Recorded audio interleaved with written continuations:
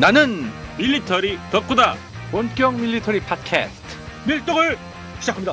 청취자 여러분께 경례 밀떡 바로 안녕하세요, 박찬준입니다. 안녕하세요. 놀러온 남자 정명섭 정작입니다. 예, 안녕하십니까. 플래툰 홍희범입니다. 반갑습니다. 혼작입니다.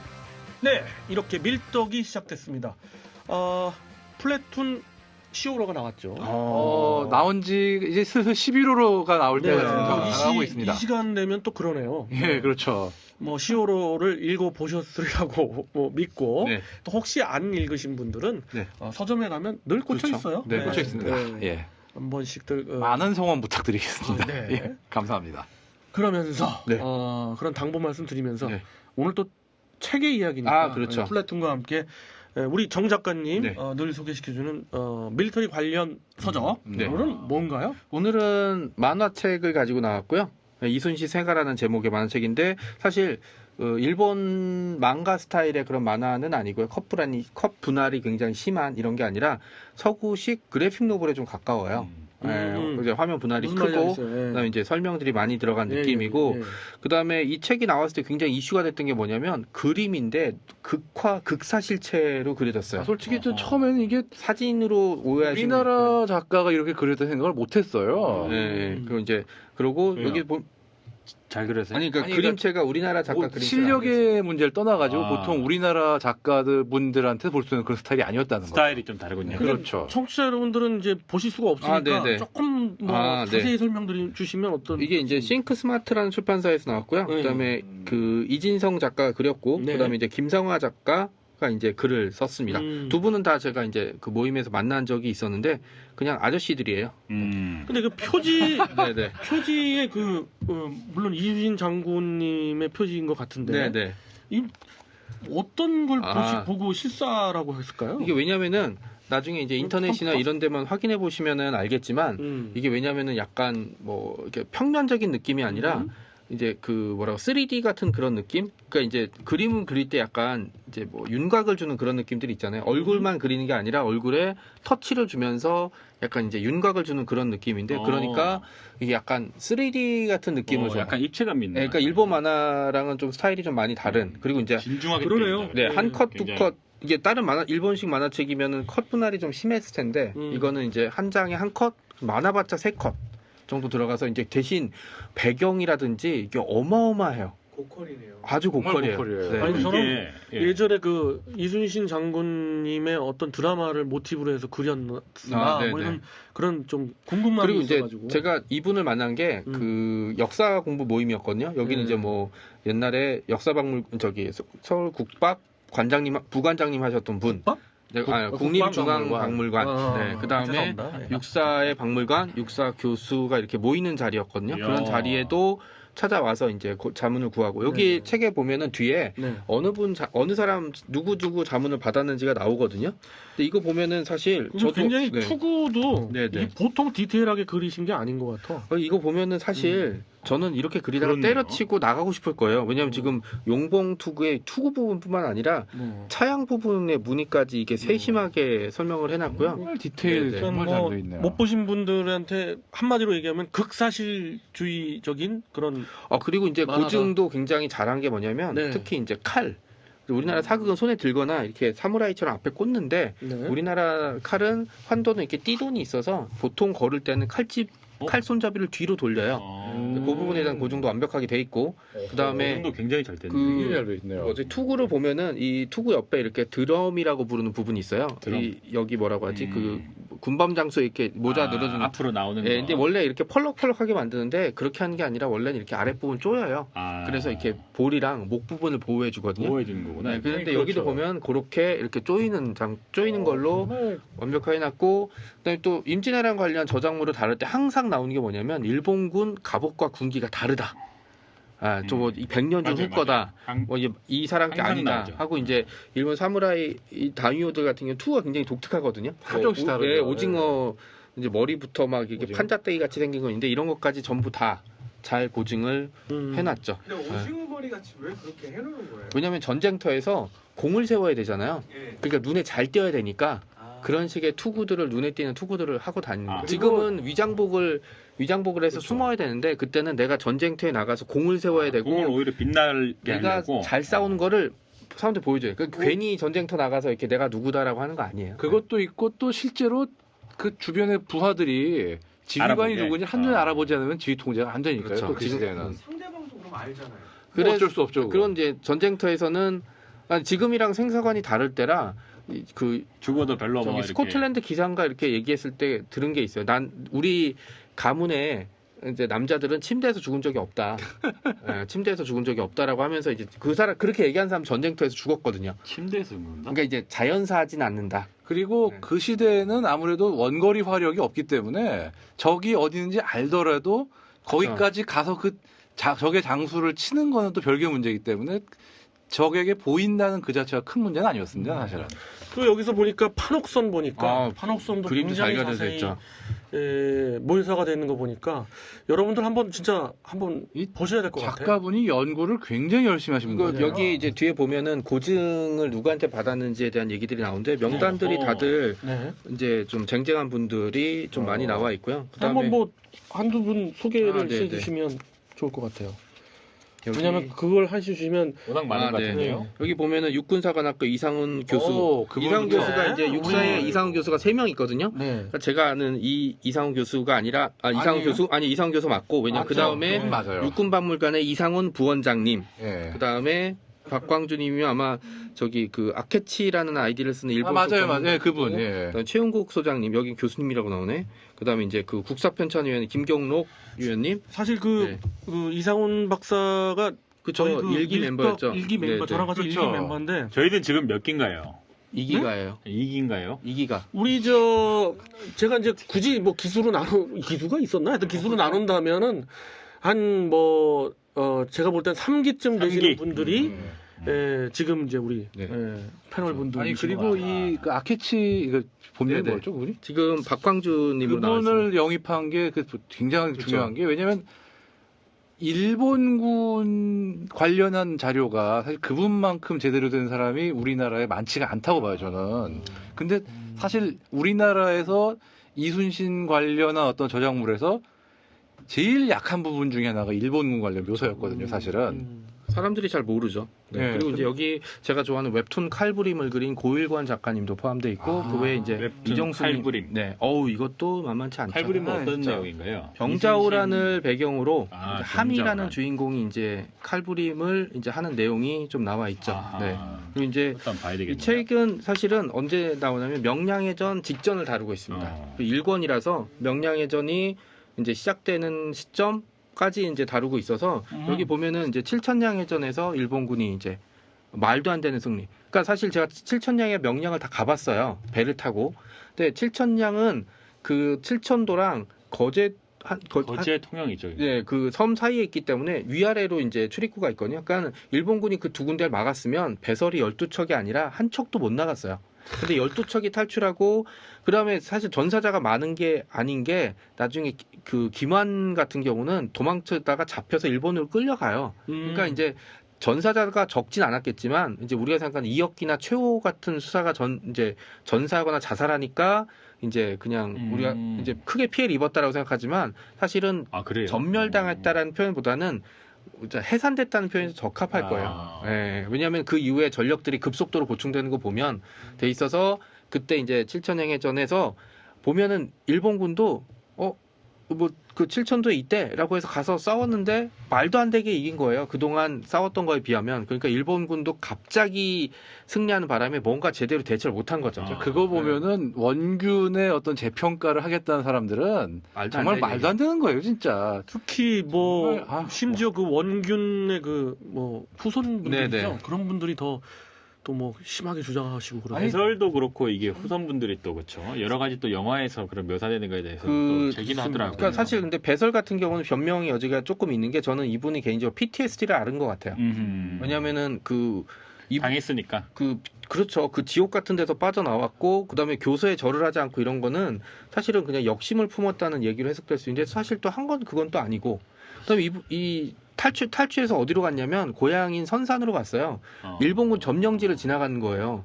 그래서 일본군 때려잡고 거기 가서 숨어 있다가 전쟁 이후에 체포돼서 죽거든요. 근데 그렇게 이해하기에는 그거는 이제 일반 병이면 이해가 당연히 가는데 이 사람은 지휘관이잖아요. 네네. 그런 사람을 계속 중용한 것도 문제가 있지 그렇죠. 않나 싶은데 아무튼 계속 이어주시는데 우리가 좀 아주 재밌는 게 하나 있는 게 지금 방금 이제 칠천량을 네네. 직접 가보셔서 그 요트 타고 지나가 봤어요. 예, 그거에 대한 어떤 요트. 자세한 묘사 해주셨잖아요. 네네. 사실 전 칠천량은 안 가봤어요. 근데 8천량 가보셨나요? 안 가봤어요. 6천량. 안 갔어요. 네. 그래서 그런 묘사들이 네네. 굉장히 아, 청취자분들한테 와닿을 것 같으니까 왜냐면은 제가 그러니까? 네네. 명량도 네네. 반드시 가봤어요. 가보셨다니까 가봤어요. 네네. 그런 자세한 걸 곁들여 주셨어요. 재미있는 에피소드가 있는 게 네. 칠천량은 요트를 타고 온 게 왜 그러냐면 서구에 보면은 역사학을 그냥 하는 게 아니라 예를 들어 로마군을 연구할 때 로마군이 입던 투구, 갑옷, 무기 다 들고 실증 역사학이라고. 그렇죠. 25km 그 로마군의 행군거리가 25km거든요. 하루 종일 25km를 걷고 로마군이 그 교본대로 나온 진영을 편성하는 게 가능하냐라는 걸 실제로 테스트를 해본 사람들이 있어요. 많죠. 그러니까 그거는 가능하다라는 식이라서 그냥 칠천량을 갈 때 그냥 간 게 아니라 판옥선이랑 비슷한 속도를 낼 수 있는 요트를 타고 한번 가보자라고 해서 진해에서 빌려서 갔던 거죠. 우리 그런 이순신 세가 1권, 네. 2권, 3권 네네. 나오나요? 아직 안 나왔습니다. 아직 안 나왔지만 네네. 이제 기대가 되는데 요런 아주 극사실적인 그런 네네. 묘사와 좀 굉장히 와닿는데 우리 칠천량은 사실 자세하게 소개시켜 주셨으니까 제가 얘기는 명량. 아유. 중심이 되는 명량을 한번 또 그때 목포에서 똑같이 요트를 빌리려고 했어요. 그래서 어. 전화해서 요트 한 척 빌리는데 얼마 그러면 이제 그게 정해진 가격이 없었기 때문에 협상을 해야 되는데 네. 이제 뭐 어디 가시게 그래서 아니 저기 명량을 이렇게 한번 해봤더니 전화로 이 사람 미쳤냐고 요트 타고 가면 뒤집혀진다고 거기. 그래서 안 돼. 그래서 울돌목. 네, 그래서 역시 보트를 탄 거예요. 요트는 도시는 거, 보트는 돼 있고 또 하나 차이가 있어요. 뭔지 아세요? 요트는 스키퍼라고 불러요. 선장을. 그렇죠, 그렇죠. 네, 근데 보트는 그냥 선장님이라고 부르거든요. 그래서 배를 타고 목포에서부터 갔는데 가니까 바다에서 소용돌이가 치는 거예요. 그건 이제 영화 명량에서 많이 사람들이 봤잖아요. 그렇죠. 그래서 봤는데 처음에 가서 육지 조금 더 자세히. 그러니까 왜냐하면 이게 청취자분들 중에서도 관심 있으면 네네. 거기 한번 가보고 싶은 분들이 분명히 있거든요. 그래서 네네. 조금 방법이랄지. 그러니까 네네. 뭐 보트를 그럼 빌리셨는데 네네. 보트 가격은 대충 어느 정도? 비쌌죠. 네, 그러니까 사실 저는 그냥 그때 소설을 쓰고 싶어서 이제 실제로 겪어보려고 해서 그럼 갔던 보트는 거고. 몇 명 타는 정도? 보트는 그냥 우리가 영화 보면 그냥 보는 보트 있잖아요. 아, 예. 한 5명에서 10명 정도 탈 수 있는. 그거 네. 상당할 것 같은데. 근데 가니까 그럴 필요 없는 게 왜? 거기를 지나가는 유람선이 있었어요. 그러니까 그런 네네. 어떤 네, 그런 엑기스 거- 같은. 네, 그래서 거기 요트가 거북선 모양의 여객선도 지나가고 그 다음에 이제 완도에서가 지나가는 배도 거기 지나가더라고요. 근데 유속이 어마어마한 거예요. 그냥 우리가 생각하는 그 바다, 칠천량 같은 바다가 아니라서 제가 선장님한테 물어봤어요. 이 바다 왜 이래요? 그랬더니 선장님이 기가 막히다는 표정을 얘기한 거죠. 남해 그 넓은 그 물들이 폭이 300m 조금 넘는 그 해협으로 몰려 닥치니까 당연히 뭐 와당탕탕 이런 거죠. 경류가 치는 건 둘째치고 뭘 봤냐면 수위가 서로 다른 거예요. 그러니까 거기는 주변에 바위가 있어서 높이 측정이 어느 정도 가능한데 입구 부분이 한 이 정도로 있다. 이제 한 제 키 높이였다면 그 끝 부분은 이제 가다 보면은 점점 물이 낮아지는 것 같아요. 그러니까 약간 제 코 정도까지. 이거 아주 묘사가 아주. 네, 그렇죠. 그리고 요트를 가서 선장님한테 저기 그 유속을 느끼고 싶으니까 엔진을 꺼주십시오. 그랬더니 이 미친놈이 그런 거예요. 뒤집힌다고. 진짜 미친다고? 네, 아니요. 뒤지려고 네, 그러니까 막 입이 되게 뱃사람들이 그러니까 그래서 쳤다고 그랬구나. 그러면은 왜냐면 근데 저는 그 유속을 한번 재보고 싶었거든요. 그랬더니 그분이 그러면 최저 속도가 2노트인데 2노트로 맞춰주겠다고 한 거예요. 2노트로 맞춰서 갔더니 그러니까 우리가 쟀던 방식으로 이제 그 2노트로 그냥 쫙 갔던 거죠. 그 해협을 통과하는데 농담이 아니라 5분이 안 걸린 느낌이 들었거든요. 그래서 재보니까 유속이 12노트 정도 나온 거예요. 10노트에서 12노트 정도. 그러니까 어떤 느낌이냐면 그냥 그 무빙이크 있잖아요. 무빙이크 약간 폭주하는 무빙이크.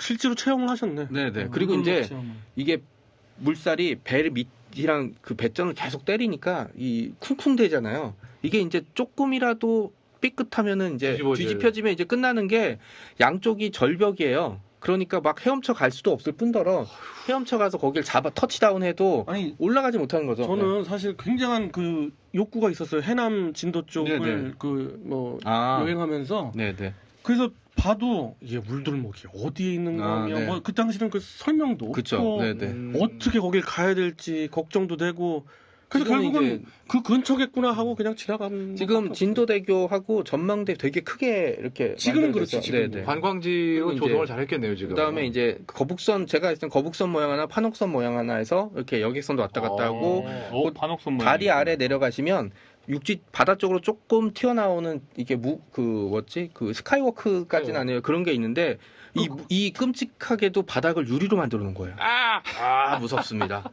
네, 그리고 옆에는 이제 좀 무섭네. 그런 거 잘 못해. 네, 그래서 그렇게 한번 해봐서 여기서 지킨 사람이나 싸운 사람이나 다 미친놈들이다라는 결론 제가 내렸거든요. 그래서 그러면은 삥 돌아가면 되지 진도를. 그랬는데 진도에 막상 가보니까 섬이 너무 커요. 너무 커. 네, 그러니까 그리고 또 제가 왜 자꾸 속도를 얘기했냐면 지금은 어디에서 A에서 B 가려면 그냥 모터 엔진 켜고 가면 되거든요. 그리고 실제로 여객선들은 이제 물살이 왔다 갔다 하는 시간이 상관없이 그냥 지나가요. 배들 크고 소금속도 그렇죠. 나니까. 예. 근데 그 옛날에 판옥선 같은 경우는 배가 무겁고 평제선이었기 때문에 뭐 정확한 속도를 측정한 게 안 나왔지만 3노트에서 5노트 빨라봤자 7노트 이상 안 넘었을 거라고 다들 추정하고 있거든요. 그러니까 7노트 정도 되는 배가 12노트, 7노트가 최고 속도인 배가 12노트 정도 되는 유속이 있는 해협에 딱 들어가는 순간 조함 자체가 불가능해요. 네, 그러니까 그때 통과하는 거는 그냥 물살의 운에 맡겨야 되거든요. 근데 이 배 명량에서 이 물살이 12시간인가 6시간마다 정확히 바뀌어요. 그렇죠. 딱 한 1분인가 2분 멈추고 그다음 우욱 이렇게 지나가거든요. 와. 네, 그러니까 이제 그 시간을 이제 이순신 장군도 정확히 알고 있었고, 그다음에 너무 일본도 신기한 것 이제 공격한 시간을 감안하면 이제 그 유속이 이제 바뀌는 시간을 정확히 알고 있었죠. 근데 우리가 이제 명량 해전이 일어나기 바로 직전까지를 네네. 다룬 게 이제 지금 소개시켜 주시는 네네. 그 이순신 씨가 일권이고. 하나 좀 궁금한 게 네네. 제가 거기 정확한 지명을 모르겠어요. 네네. 혹시 아시면 그러니까 이순신 장군님이 명량 해전을 준비하기 위한 네네. 그 진영이 네네. 지금의 어디예요, 대체? 원래 마지막에 이제 그 남해 쪽에서 네. 계속 이렇게 서해 쪽으로 퇴각을 하다가 그렇죠. 지금 진도가 서해와 남해가 딱 만나는 커브길이에요. 그렇게 보시면 돼요. 아니 그러니까 네. 명량은 거긴데 네네. 그 명량이라는 거는 그건 우리가 다 알잖아요. 네네. 근데 그 명량 해전을 진출하기 위한 네네. 수경지라고 할까요? 네네네. 거기가 제일 궁금해요. 이제 그 곡성에서 이제 출발을 해서 네. 이제 도착한 데가 이제 그 어디냐면은 회령포로 도착을 해요. 맨 처음에. 그럼 뭐 회령포 어디지? 그러니까 이제 저 순천 쪽인가? 네, 그렇죠. 그 다음에 계속 서해 쪽으로 움직여서 이진포, 그 다음에 이제 어람포. 어람포에서 교전이 한번 벌어지고 벽파진으로 나중에 옮겨지는데 벽파진이 어디냐면 명량이 가운데 있으면 제 오른쪽이 벽파진이에요. 네, 그러니까 이제 저는 그래서 여기를 출구라는 표현을 쓰거든요. 이제 그러면 지금의 해남에 네네네. 있다고 봐야 그렇죠. 되네요. 네네. 그리고 여기서 일본군이 이제 그 일본군 배들이 몰려온다는 얘기를 듣고 바로 배를 태워서 진격한 게 아니라 넘어간 거예요. 저기 저기 명량을 넘어서 이제 그 전라도 쪽으로. 그리고 이제 네. 제가 이제 여담입니다만 뭐 우리가 그 어느 지역을 국내 여행을 할 때 보면 지금 현재 어느 부대가 이제 수경지가 있고 네네. 부대가 있잖아요. 부대 정문이 있잖아요. 그러면 차를 세워서 네. 한참 보고 네. 여기가 어디쯤이지 뭐 이렇게 하고 이런 신고당하지 않나요? 민간인이 들여다보고 있어요. 매니아가 좀 이따구로 좀 그래요. 제가 좀 그런데 네. 하물며 그런 이순신 장군님은 우리의 정말 정말 우리 민족의 등불이잖아요. 네. 그런 분의 그 전쟁터를 아, 해령을 가서 내가 놓친 게 참 너무 많아. 지금은 이제 회령포, 이진포에 다 기념비들이 있고 그다음에 여기 뭐냐면은 이제 그 8월 3일에 이제 출발을 해서 곡성, 옥과 순천 이렇게 지나가는데 사실 여기가 일본군이 진출한 지역이에요. 그래서 약간 반나절 차이로 스쳐 지나가고 막 이런 적도 많아서 요 길을 이제 똑같이 따라서 이제 여기 어디 숙박했는지 기록이 나오면 똑같이 거기서 숙박하는 기록도 있고 그 길을 이제 걷는 분들이 있고요. 그다음에 이제 그 뭐라고 하지? 일본 작가 중에 제가 이제 우리나라 제목이 아마 이순신 비첩이었을 거예요. 이제 이순신이 복귀한다는 소식을 듣고 이제 이제 수군을 지휘하기 전에 없애려고 하는 강경파가 이제 닌자를 보내요. 여기에 맞서서 그쵸. 예, 예. 고니시 유키나가 같은 온건파가 그렇죠. 말도 안 되지만 예, 예. 온건파가 이순신을 죽이면 네. 전쟁이 길어진다라는 어허. 명분으로 또 자기 부하를 보내요. 그래서 이순신을 지키기 위해서 일본 사람끼리 싸워. 일본 닌자들끼리. 예, 그런 북치고 자고 치지도 그런 않네, 모습들이 참. 이제 좀 나오는 게 이순신 있- 비첩. 네, 네, 이순신 비첩. 지금은 책이 이제 있는지 모르는데 어릴 때 이제 봤던 기억이 나서 그런 이슈로 다룬 적이 있었고 최근에 이제 일본에서 계속 연구를 하고 있죠. 그리고 이제 이 전투에서 저는 좀 흥미로웠던 게 이순신 세가에서 흥미로웠던 게 뭐냐면 이제 우리 시선으로 많이 담잖아요. 여기서 보면은 이제 일본 수군 내부의 암투. 네, 이제 뭐 이제 서로 이제 막 그 이제 또 견제하고 뭐 일본에 누가 나가고 뭐 당신이 선두에 서시오 막 이제 영화 명량에서도 어느 정도 나왔던 일본군 사이의 갈등 뭐 이런 것들도 어느 정도 좀 묘사가 되고 있어요. 이게 제가 정확하게 말씀드릴 수 있는데 일본군이 얘기했다는 그 큰 배 있잖아요. 큰 배는 요 안에 못 들어와요. 여기가 폭이 330m 정도밖에 안 되기 때문에 되고 양쪽이 작은 배들만. 흙이나 이런 백사장이 아니라 절벽이에요. 그러니까 여기는 딱 스쳐서 펑크 요만한 거 놔도 침몰이에요. 야. 침몰이고 배가 가라앉으면 구명조끼도 없고 아무것도 없기 때문에 가라앉은 배에 타고 있던 사람은 죽는다는 건 확정이에요. 왜냐면 여기 양쪽 절벽이 물살이 세니까 나무가 없어요. 그러니까 거기에서 그냥 헤엄쳐 가도 그냥 그 미끄러운 바위에 올라갈 틈이 이제 없거든요. 예, 그렇기 때문에 그냥 가라앉으면 죽는다고 보시면 돼요. 네. 이게 물살도 쓰니까 이제 작은 배들끼리 이제 엉키고 설키고 이제 그래서 이제 아마 이제 제일 세력이 약했던 이제 이제 여기서 작은 배, 중간급 배들이 아마 30척 정도가 선두였을 텐데 문제가 또 뭐냐면 이게 제가 무빙워크라고 말씀드렸잖아요. 조함이 안 된 상태에서 포탄이 날라오거나 뭔가 할 때 서로 피하지도 못하고 영화에서 나왔잖아요. 피하다가 부닥치고 예, 그다음에 부닥쳐서 이렇게 뒤집혀지면 양쪽 다 사이좋게 끝장나는 거예요. 예, 거기다 이제 일본 배들이 일본군의 수군의 실력이 약한 건 아니었어요. 왜냐하면 더 좁고 험한 견내량도 통과하고 세토 내에서 활동했던 해적들이 선두였으니까.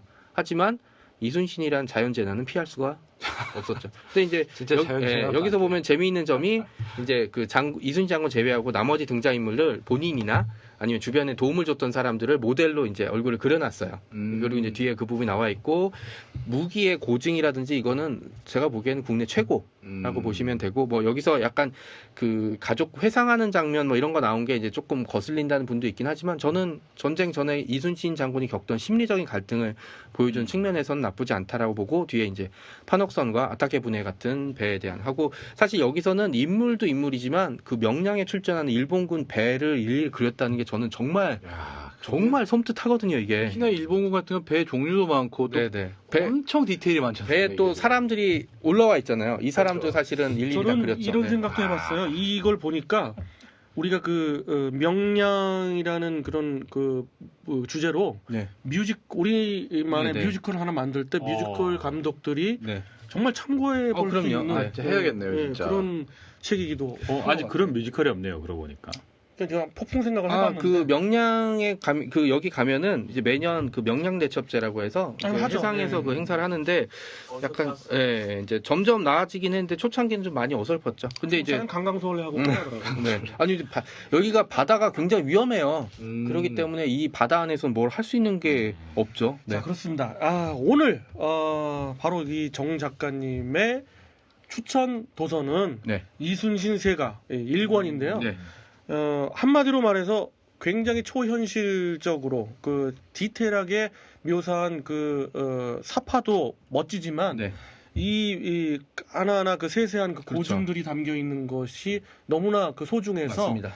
우리 그 밀리매니아 분들의 어떤 소중한 서적이 하나 될 것 같아요. 좀 안타까운 게 이게 나중에 이제 책을 다 그리시고 만났는데 이거를 그리라고 건강까지 해칠 정도로 좀 진짜 무리를 많이 그렇겠네요, 하셨다고 하더라고요. 진짜. 그래서 사실 다음 건이 좀 지금 좀 늦춰지는 게 그 이유도 좀 있습니다. 네. 그렇지만 뭐 1권부터라도 저는 네네. 1권 이런 책이 있는 줄은 정말 네네. 이번에 이제 네. 소개를 받아서 너무 기쁜데 당연히 사서 볼 것이고 2권도 기대하겠습니다. 청취자 여러분들은 또 어떻게 느끼셨는지 네. 모르겠는데요. 저희가 최대한 생생히 네네. 우리 정 작가님이 소개해 주셨고 특히나 이 명량을 직접 가본 것처럼 네네. 생생하게 해주셨고 직접 저는 가봤으니까요. 네. 그러니까 네. 그런 면이 참 이번 시간이 좋았던 것 네. 같아요. 자, 청취자 여러분, 그럼 다음 한 주에 또 다음 주에 또 만날 것을 약속드리면서 이 시간 이것으로 마무리하도록 하겠습니다. 자, 힘차게 우리 인사를 나누죠. 청취자 여러분께 태훈의 밀도